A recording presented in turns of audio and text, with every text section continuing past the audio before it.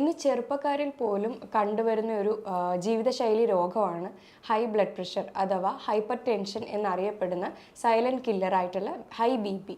അപ്പോൾ അതിൻ്റെ കാരണങ്ങൾ എന്തൊക്കെയാണ്, അത് വന്നു കഴിഞ്ഞാൽ അനുഭവിക്കുന്ന ബുദ്ധിമുട്ടുകൾ എന്തൊക്കെയാണ്, ഇത് നമുക്ക് എങ്ങനെ മാനേജ് ചെയ്യാൻ കഴിയും എന്നുള്ളതാണ് നമ്മുടെ ഇന്നത്തെ വീഡിയോ. എൻ്റെ പേര് doctor Sandra Ajith, medical officer Prana nature care centre, കൊല്ലം.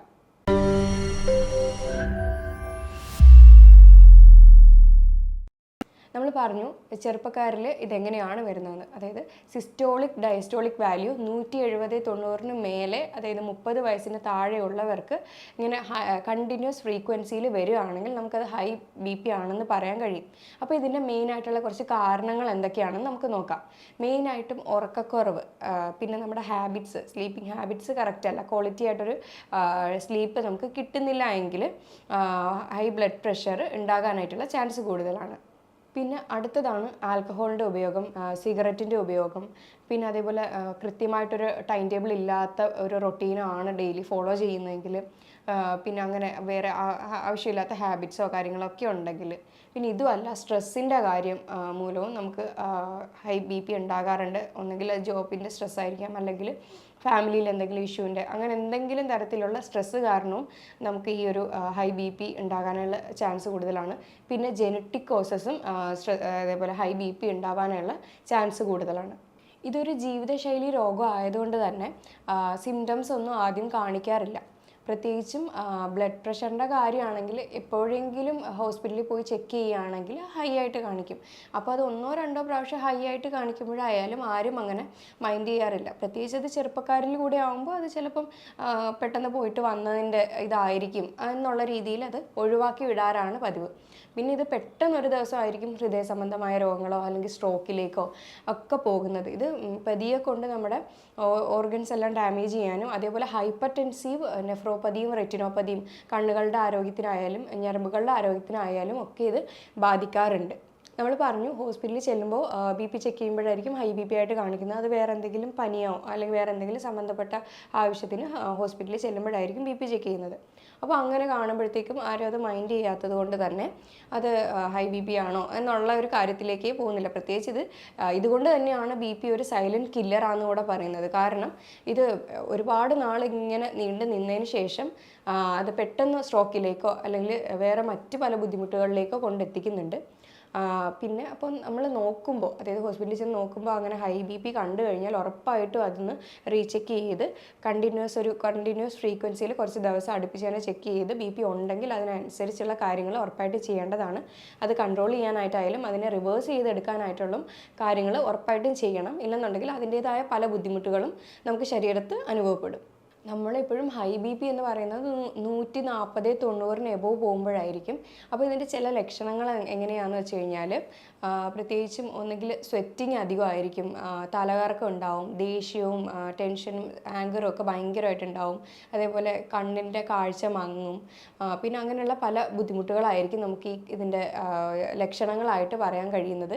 പിന്നെ വേറെ എപ്പോഴും ഉള്ള വിട്ടുമാറാത്ത തലവേദനയൊക്കെ വരുമ്പോഴത്തേക്കും അത് മൈഗ്രെയിൻ ആയിരിക്കും എന്ന് കരുതി അത് വിടുന്നവരും ഉണ്ടായിരിക്കും. പിന്നെ ഇതുപോലെ തന്നെയാണ് ഹൈ ബി പി വരുന്ന ടൈമിൽ നെഞ്ചത്തും കഴുത്തിലും പിന്നെ തലയുടെ ഉച്ചി ഭാഗത്തും ഒക്കെ ഒരുമാതിരി വെയിറ്റ്, ഒരു ഭാരം പോലെ തോന്നിക്കും. അപ്പോൾ ഇതും ഹൈ ബി പി കൂടുന്നതിൻ്റെ ഒരു ലക്ഷണങ്ങളിൽ ഒന്നാണ്. നമ്മൾ പറഞ്ഞായിരുന്നു ബി പി കൂടുന്നത് ചിലപ്പോൾ ടെൻഷനോ സ്ട്രെസ്സോ അല്ലെങ്കിൽ ഉറക്കത്തിൻ്റെ ബുദ്ധിമുട്ടുള്ളവർക്കോ അല്ലെങ്കിൽ തടി കൂടുന്നവർക്കോ അല്ലെങ്കിൽ ജെനറ്റിക് ആയിട്ടുള്ളവർക്കോ അല്ലെങ്കിൽ കിഡ്നിയിൽ എന്തെങ്കിലും തകരാറുള്ളവർക്കോ ഒക്കെ ആയിരിക്കും.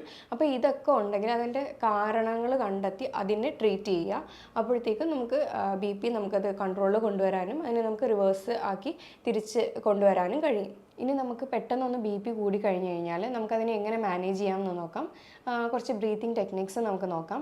ലെഫ്റ്റ് നോസ്ട്രിൽ ബ്രീത്തിങ്, അതായത് വലത് തം ഫിംഗർ വന്നിട്ട് റൈറ്റ് നോസ്ട്രിൽ ക്ലോസ് ചെയ്ത് ലെഫ്റ്റ് നോസ്ട്രിലൂടെ മാത്രം ശ്വാസം എടുത്ത് വിടുന്ന ഒരു 9 പ്രാവശ്യം കണ്ണുകൾ അടച്ച് റിലാക്സ് ആയിരുന്ന് പ്രാക്ടീസ് ചെയ്യുക. ഇനി ഇതുമല്ല, പിന്നെ പല്ല് ക്ലെൻച്ച് ചെയ്ത് വെച്ചിട്ട് അതിനകത്തൂടെ ശ്വാസം എടുത്ത് ഒരു 5-9 പ്രാവശ്യം, ഒരു 9 പ്രാവശ്യമെങ്കിലും മിനിമം ഡീപ്പായിട്ട് ബ്രീത്ത് പല്ലിനകത്തൂടെ ക്ലെൻച്ച് ചെയ്ത് വെച്ചിട്ട് എടുക്കാം. വാ മൂടിയിട്ട് മൂക്കിനകത്തൂടെ അത് പുറത്തേക്ക് വിടുക. ഇങ്ങനെ ബ്രീത്തിങ് എക്സസൈസ് നമുക്ക് പ്രാക്ടീസ് ചെയ്യാവുന്നതാണ്. ഇനി ഇതുമല്ല, തണുത്ത ഒരു ടവൽ നനച്ചിട്ട്, അതായത് ടവലെടുത്ത് നനച്ചിട്ട് അത് തലയുടെ മേലെ ഒരു 10 to 15 മിനിറ്റ്സ് അങ്ങനെ തന്നെ വെച്ചിരിക്കാവുന്നതാണ്. ഇനി പ്ലെയിൻ ആയിട്ടുള്ള ഒരു സ്ഥലത്ത് നമുക്ക് കൈകാലുകൾ നിവർത്തി വെച്ച് ശവാസന, ആ ഒരു ആസന നമുക്ക് ഈ ഒരു BP ഇങ്ങനെ കൂടുന്ന ടൈമിൽ നമുക്കത് ചെയ്യാവുന്നതാണ്. ഇങ്ങനെയുള്ള കുറച്ച് കാര്യങ്ങൾ ചെയ്യുമ്പോൾ തന്നെ സാധാരണയായി പെട്ടെന്ന് കൂടുന്ന ഒരു BP ആണെങ്കിൽ അത് കുറയ്ക്കാനായിട്ട് കാരണമാകുന്നുണ്ട്. ഇനി എന്തൊക്കെയാണ് ഭക്ഷണങ്ങൾ നമുക്ക് ഉൾപ്പെടുത്താൻ പറ്റുക എന്ന് നമുക്ക് നോക്കാം. പൊട്ടാസ്യം റിച്ച് ആയിട്ടുള്ള ഭക്ഷണങ്ങൾ ഉൾപ്പെടുത്തുക. സോഡിയം അധികം ആകുമ്പോഴായിരിക്കും ഇങ്ങനെ BPയുടെ ഇഷ്യൂസൊക്കെ കാണിക്കുന്നത്. അതൊന്ന് ബാലൻസ് ചെയ്യാനായിട്ട് പൊട്ടാസ്യം റിച്ച് ആയിട്ടുള്ള ഭക്ഷണങ്ങൾ കഴിക്കുക. ഉലുവ, പയർ, പിന്നെ തൈര്, മോരൊക്കെ കഴിക്കാവുന്നതാണ്. അതേപോലെ വാൾനട്ട്സ് കഴിക്കാവുന്നതാണ്. ഇത് ബാഡ് കൊളസ്ട്രോളിനെ കുറച്ച് ഗുഡ് കൊളസ്ട്രോൾ കൂട്ടും. അതേപോലെ ബീട്രൂട്ട് ജ്യൂസൊക്കെ കഴിക്കാം, അത് നൈട്രിക് ഓക്സൈഡൊക്കെ റിച്ച് ആണ്. അതുപോലെ തന്നെ ഫ്ലാക്സീഡ് കഴിക്കാവുന്നതാണ്. ഫ്ലാക്സീഡും നല്ലൊരു ഭക്ഷണമാണ് ഈ ഹൈപ്പർ ടെൻസീവ് പേഷ്യൻസിന്. അതുപോലെ തന്നെയാണ് വെളുത്തുള്ളിയിൽ അലിസിൻ എന്ന് പറയുന്ന ഒരു കോമ്പൗണ്ട് ഉണ്ട്. ഇത് നമുക്ക് നന്നായിട്ട് ബ്ലഡ് വെസൽസിൻ്റെ അയവ് കൂട്ടാനും ഹെൽപ്പ് ചെയ്യും. നമ്മൾ പറഞ്ഞായിരുന്നു ബീട്രൂട്ട് കഴിക്കുന്നത് നല്ലതാണ്. ഇതിനകത്ത് കുറേ കെരാറ്റിനോയിഡ്സും അതേപോലെ നൈട്രിക് ഓക്സൈഡ് റിച്ച് ആയിട്ടുള്ളത് ഫ്ലേവനോയിഡ്സും ഒക്കെ ധാരാളം തന്നെ അടങ്ങിയിരിക്കുന്നുണ്ട്. സോഡിയം ശരീരത്തിൽ അധികമായിട്ട് വരുമ്പോഴാണ് ഹൈ BP ആയിട്ട് കാണിക്കുന്നത്. അപ്പോൾ ഇത് എക്സ്ട്രാ ഉള്ള സോഡിയത്തിന് നമ്മൾ ഇപ്പോൾ ഫ്ലഷ് ഔട്ട് ചെയ്യാനായിട്ട് പൊട്ടാസ്യം റിച്ച് ആയിട്ടുള്ള ഭക്ഷണങ്ങൾ കഴിക്കേണ്ടതാണ്. അത് എന്തൊക്കെയാണെന്ന് നമുക്ക് നോക്കാം. പൊട്ടാസ്യം റിച്ച് ആയിട്ടുള്ള ഫുഡ് എന്തൊക്കെയാണെന്ന് വെച്ച് കഴിഞ്ഞാൽ avocado, potato, kiwi, yoghurt, leafy Green's, beans, ഇതൊക്കെ നമുക്ക് ഭക്ഷണത്തിൽ ഉൾപ്പെടുത്താവുന്നതാണ്. ഇപ്പം നമ്മൾ അധികമായിട്ട് സോഡിയം കുറയ്ക്കാൻ വേണ്ടിയിട്ട് പൊട്ടാസ്യം കഴിക്കുമ്പോഴത്തേക്കും നമ്മുടെ ബ്ലഡ് വെസൽസൊക്കെ ഒന്ന് റിലാക്സായി നല്ല ബ്ലഡ് ഫ്ലോ ഒക്കെ സ്മൂത്ത് ആവുകയാണ് ചെയ്യുന്നത്. ഇത് ബ്ലഡ് വെസൽസിനെ റിലാക്സ് ചെയ്യുന്നു. അതേപോലെ സെൽ ഫങ്ഷൻസ് എല്ലാം നോർമലൈസ് ചെയ്യുന്നു. അതേപോലെ തന്നെയാണ് നമുക്ക് വൈറ്റമിൻ സിയും വൈറ്റമിൻ ഇയും റിച്ച് അടങ്ങിയ ഭക്ഷണങ്ങൾ കഴിക്കുന്നത് നമ്മുടെ ഒരു പരിധിവരെ ഹൈ BP ഉള്ളവർക്ക് ഇത് ഹെൽപ്പ് ചെയ്യുന്നുണ്ട്. കാരണം അതിന് വൈറ്റമിൻ സി റിച്ച് ആയിട്ടുള്ള ഭക്ഷണങ്ങൾ എന്തൊക്കെയാണെന്ന് വെച്ച് കഴിഞ്ഞാൽ ലെമൺ, ഓറഞ്ച്, ഗുവ, പിന്നെ നെല്ലിക്ക, ഇങ്ങനത്തെയുള്ള സാധനങ്ങളൊക്കെ നമുക്ക് കഴിക്കാവുന്നതാണ്.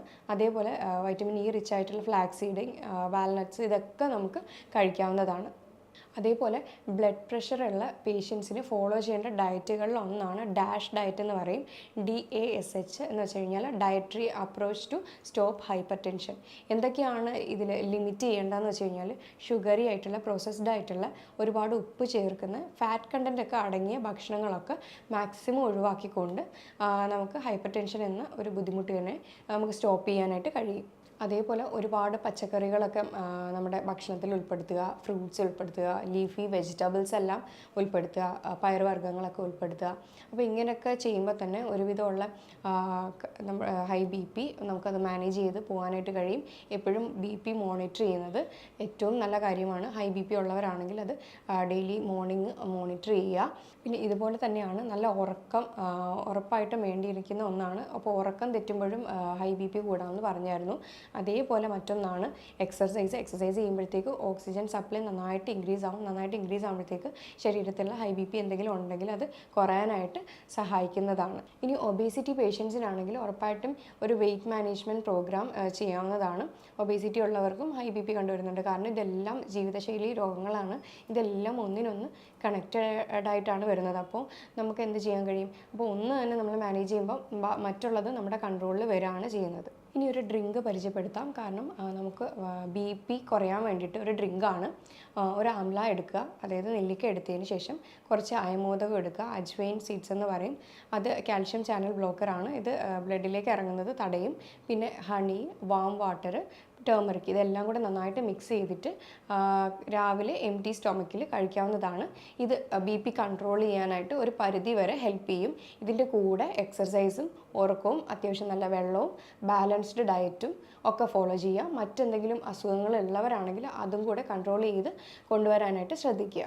അതേപോലെ BP കൺട്രോൾ ചെയ്യാൻ കഴിയുന്ന, അതായത് അവോയ്ഡ് ചെയ്യേണ്ട കുറച്ച് ഭക്ഷണങ്ങൾ എന്തൊക്കെയാണെന്ന് വെച്ച് കഴിഞ്ഞാൽ പുറത്തുനിന്നുള്ള ജങ്ക് ഫുഡ്സൊക്കെ അവോയ്ഡ് ചെയ്യുക. Bakery items, processed, preserved, packed items ഒക്കെ അവോയ്ഡ് ചെയ്യുക. അപ്പോൾ ഇങ്ങനെ ചെയ്യുകയാണെങ്കിൽ ഒരു പരിധി വരെ നമുക്ക് ചെറുപ്പക്കാരിൽ ഉണ്ടാവുന്നതായാലും അല്ലാതെ അല്ലാതെയുള്ള മുതിർന്നവരിൽ ഉണ്ടാവുന്നതായാലും ഉറപ്പായിട്ടും നമുക്കതൊരു പരിധി വരെ കൺട്രോൾ ചെയ്ത് കൊണ്ടുവരാൻ കഴിയും. അത് നമുക്ക് റിവേഴ്സ് ചെയ്യാനായിട്ടും കഴിയുന്ന ഒന്നായിരിക്കും. അതുകൊണ്ട് ഞാൻ ഈ പറഞ്ഞ കാര്യങ്ങളിൽ എന്തെങ്കിലും ഡൗട്ടോ കാര്യങ്ങളോ ഉണ്ടെങ്കിൽ താഴെ തന്നിരിക്കുന്ന നമ്പറിൽ കോൺടാക്റ്റ് ചെയ്യാവുന്നതാണ്. ഇനി അടുത്തൊരു നല്ല ഹെൽത്ത് ടോപ്പിക്കുമായിട്ട് വീണ്ടും കാണാം. Thank you.